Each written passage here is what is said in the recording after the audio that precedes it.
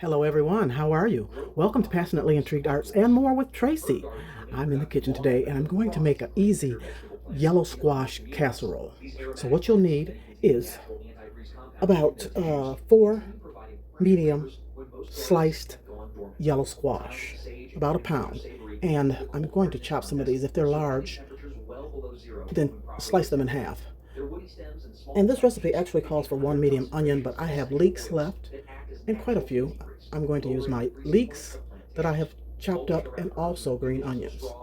You'll need cheese, and I have yellow mild cheddar cheese and white cheddar cheese and some Parmesan cheese. It's your choice what you want to use.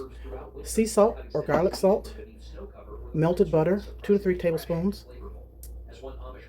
eggs. It calls for 2. I'm using 3. Tweak this to your liking. And you'll need milk and breadcrumbs. I don't have just plain breadcrumbs, I have Italian, so that's what I'm going to use.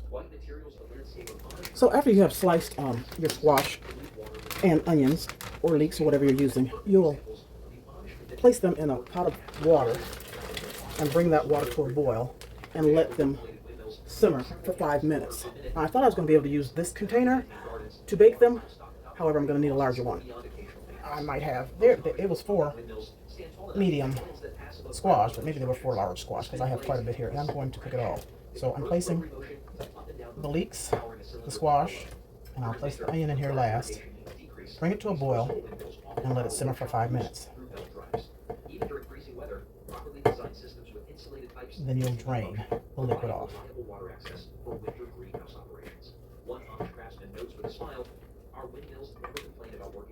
And you want your water to slightly cover your vegetables, so I may be taking some of this water out. You can also steam your vegetables if you like. It just softens them a little bit before baking. These carefully designed windbreaks transform harsh environments into productive growing spaces through simple but effective intervention. Winter winds racing across open fields can significantly drop plant level temperatures. Of course, this is in abundance, so I will be sharing, and this can also be frozen. Food prep, getting winter ready for the winter months. The ideal windbreak allows some wind penetration, which prevents damaging turbulence on the leeward side. Beyond temperature benefits, windbreaks reduce physical damage to tender plants, decrease moisture stress, and prevent snowdrift formation. Many Amish windbreaks incorporate useful plants like hazelnuts or elder. Take out just a little bit of this water.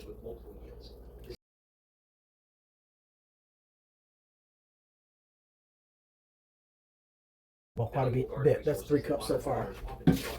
You really just want the water to cover your vegetables. So I should have put the vegetables in first, then added the water. But I didn't. I wanted to start the heat process of boiling my water first.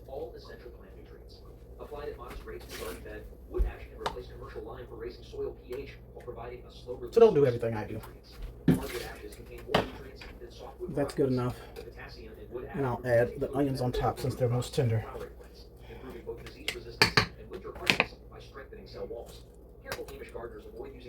And I'll bring that to a boil and let it sit there, turn the heat down, and let it simmer for 5 minutes. In the meantime, you'll whisk your eggs, and you'll use a medium bowl, but I'm using a large bowl.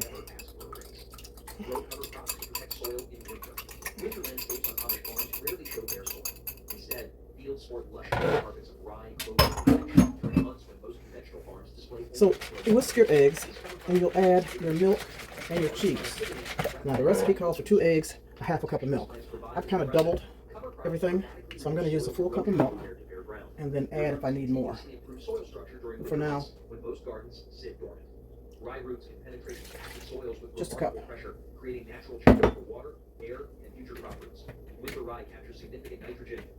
Cheese, it requires the same amount, I believe 1 cup, but I'm just going to add to my liking. I don't have much of the shredded Parmesan, so I'm just going to start with that. I'm not going to use much of that, but I want it for that flavor. It has a little more intense flavor.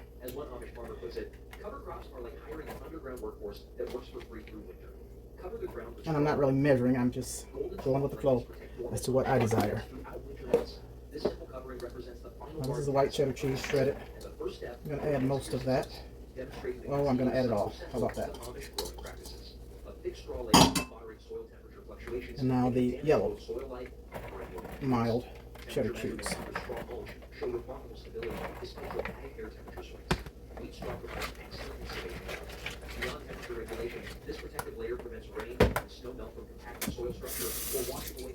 To this mixture, you'll also add 2 tablespoons of your breadcrumbs to kind of thicken the mixture. By the time warm weather returns, the once thick layer will have compressed and partially decomposed, contributing organic matter that improves both drainage and moisture retention. One Amish gardener jokes that putting his garden to bed under straw. I add just a little bit more because I've doubled my ingredients. And a bedtime story about the vegetables.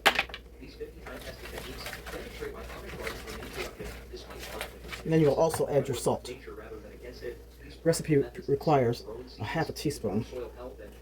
I'm going to add a teaspoon, and this is gray sea salt. That's not going to fit in there. Oh, that is the half. So I'm going to do 2 of these.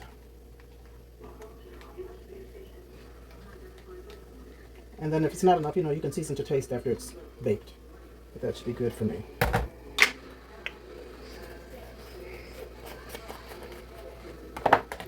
Just blend it all together and set it aside until your vegetables have boiled for a few minutes and you have drained them. So my vegetables have boiled for 5 minutes, and I'm going to drain them in this blender. And I have a 2-gallon pitcher underneath. I think that's what it is. I collect the water, let it cool, and water my plants. You don't have to. That's just what I do. So let me see if I can do this without spilling, burning, or knocking this over. As long as you don't have any spices, salt in your water with vegetables. Oh, I knew I was going to do it. Okay, hold on. Oh, that's hot too. Hold on. Okay. Careful. Just be careful.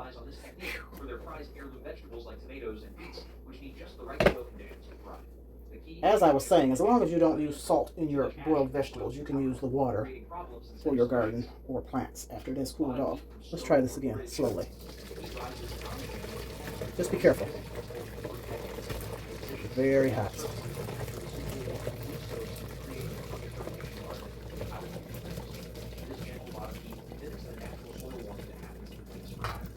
Okay. So we can get them in there without knocking this over. Woo! Careful now, careful. Good enough.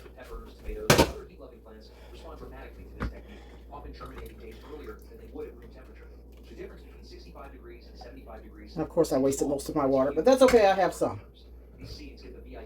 That nutrient-rich water is great for your vegetables or plants, home plants. So let it cool off and use it later. So I'll let this cool off a little bit, and then you're going to try and pat it dry as best of your ability. So I'll be back. The squash has cooled off a bit. I use a little cold water to help cool it off, and I'm just going to pat it a little bit to get some of that water out.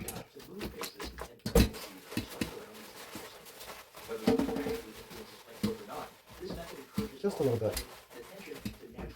And let me tell you, big tip, if you are saving your hot water, I normally use a bowl like this to place under the colander. I use this pitcher, and I had a little accident. Yes, I burnt myself. So be careful. If you're doing that method, use a bowl where it sits lower and it's not going to tip over. Okay? Now, what you'll do next is mix your vegetables into your milk cheese mixture. And like I said, tweak this to your likings. I've added thyme and pepper and garlic powder. I need more flavor. Use what you'd like or what you like best.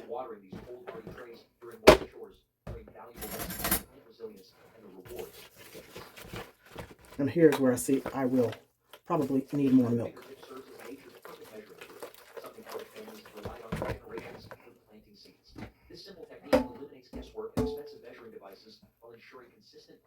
Carefully add your vegetables because they are still hot.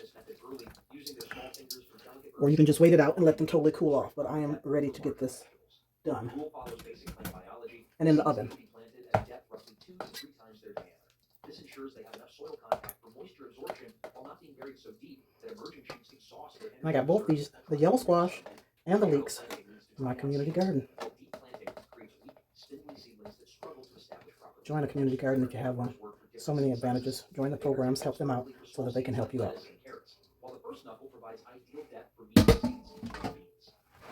Then you'll blend all of that.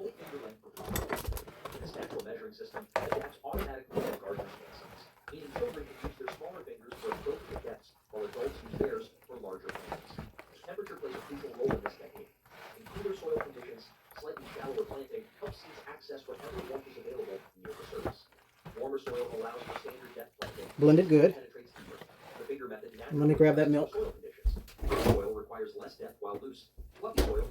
And I only have this small container pint because I don't do milk except for cooking.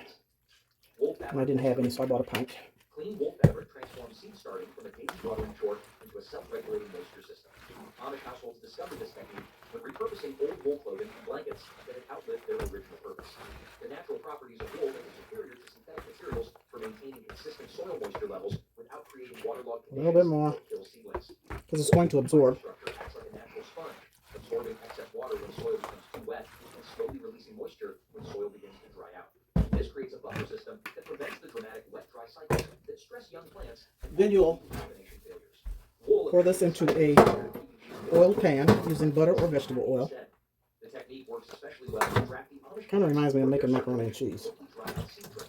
Setting up this system requires placing clean wool cloth underneath seed trays, allowing the fabric to lick moisture from a shallow water reservoir. The wool draws water up through capillary action and distributes it evenly across the entire tray area. Spread it out evenly. Dry spots that commonly occur at tray edges and corners where conventional watering often misses. Old wool garments work perfectly for this purpose after cutting them into appropriate. And of course, this milk, as it heats, will absorb into the cheese mixture. Into effective moisture retention systems. The fabric should be cleaned thoroughly before use, but doesn't need to be perfect. Then you'll take your breadcrumbs, the rest of your breadcrumbs, and you'll add the butter. It's solidified. Let me warm that up a little bit. Well, y'all, in reviewing the video for editing, this part did not record. So I'm just going to show you what I did prior to placing the casserole in the oven with the breadcrumbs. So the leftover breadcrumbs you have after taking those 2 teaspoons out is I let that melt in the microwave for a few seconds, like 35 seconds. And that's about 3 tablespoons of real butter, unsalted butter. Just pour it in. And of course, I get all my butter out. Get it all out. And you can mix it up with a fork or spatula, but I find the best way after I get it started so that I can feel that it's all mixed in is to use my hands and just mix that butter with the breadcrumbs until it's crumbly and all mixed in, making sure to get all the way down to the bottom.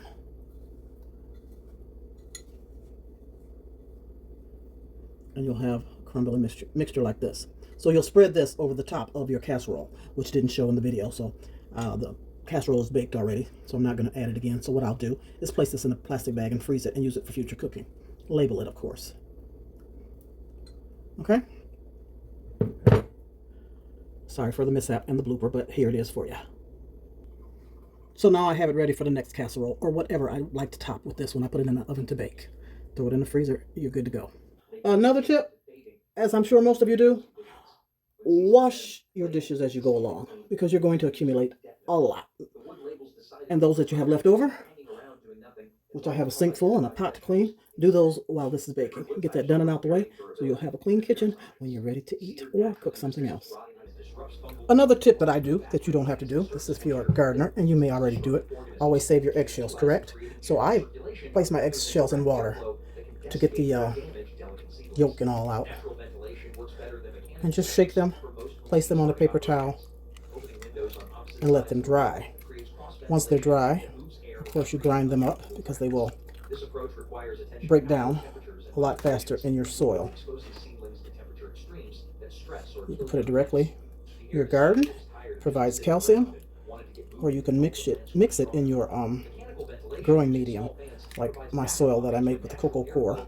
Once it's ground, I add this, the ground eggshells. Of course, I save my coffee grinds and even tea. Let it dry out, mix it all in there. With this water, I will take it and water my plants, my indoor plants, or outdoor, it's up to you. Okay, y'all, I have another tip. And if you burn yourself like I did in the kitchen or elsewhere, I hope you have an aloe plant, aloe vera. Cut a piece of it off. First, you'll rinse this in cold water to stop the burning. Take the aloe vera and just spread it on your burn.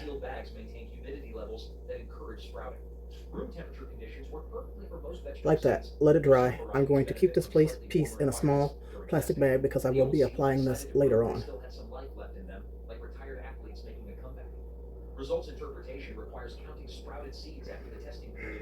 And here we have it. Easy yellow squash casserole. Smells scrumptious, looks delicious. Let us see what it's tasting like.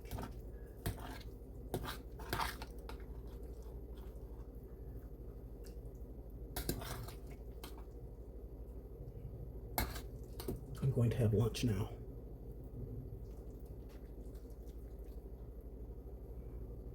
Wow. It's a little warm, it's a little hot right now. I just took it out of the oven. Looks and smells delicious. A taste for you, of course. Bon appetit. Blow it off now, blow it off.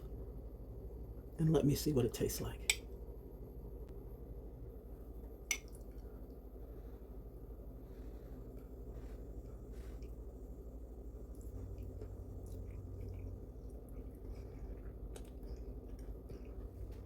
Try not to be rude and talk with food in my mouth, but the flavor is awesome. The cheese, I taste the thyme, just the right amount of seasonings, the buttered breadcrumbs. Look at that. Oh, just try it out, y'all. Try it out. It is so good. It's a great addition to any meal. So, I will probably be cooking some cod this evening for dinner, and I'll have this, and I don't know what else. So good, so good, so good. Thank you for watching. I appreciate you. Give it a try. I'll put the recipe in the description if you'd like to try it, and tweak it to however you'd like. Add the spices you want, the types of cheese. Do you, boo?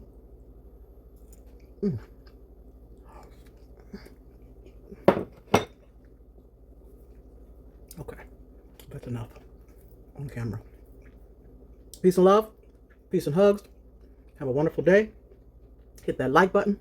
Leave me a comment. Have you made this before? Will you be trying it? And let me know how yours turns out. Love y'all. Later. Toodles. Have a great day. As always, I thank you for your time. I thank you for stopping by, and much appreciation for your support. Click the notification bell for intriguing content. Thank you.